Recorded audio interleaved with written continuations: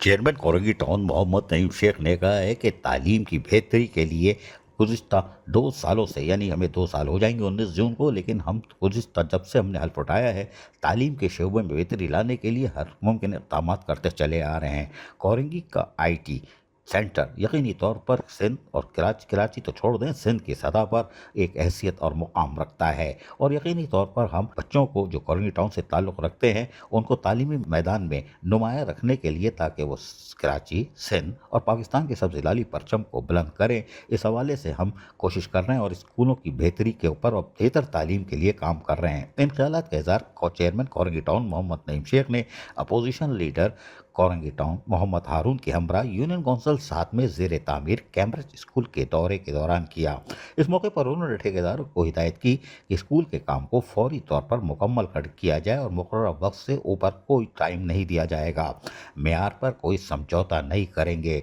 इस मौके पर डायरेक्टर एजुकेशन शुजात हुसैन ने उनको तफसीलात बताई कि यहाँ काम तेज़ी से जारी और सारी है और यकीनी तौर पर स्कूल को मुकर्रर वक्त में मुकम्मल करने के लिए इसकी मुकम्मल मॉनिटरिंग की जा रही है। चेयरमैन कोरंगी टाउन मोहम्मद नईम शेख ने कहा कि हमारा काम जो है वो उहदा मिला है, वो एहलियान कोरंगी टाउन को बलदियाती सहूलतों की फराहमी, ख़वातीन, बच्चों और बुजुर्गों को सेहतमंद माहौल की फराहमी के लिए पार्क्स, प्ले ग्राउंड नौजवानों के लिए और तलबा और तालबात के लिए बेहतर तालीम की फराहमी है और हमारा एजेंडा है। और पाकिस्तान पीपल्स पार्टी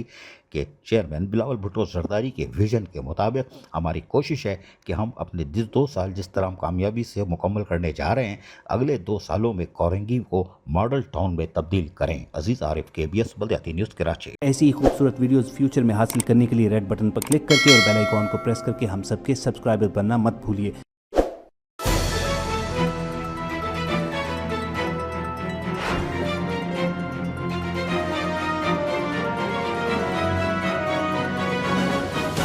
KBS बलदियाती न्यूज़।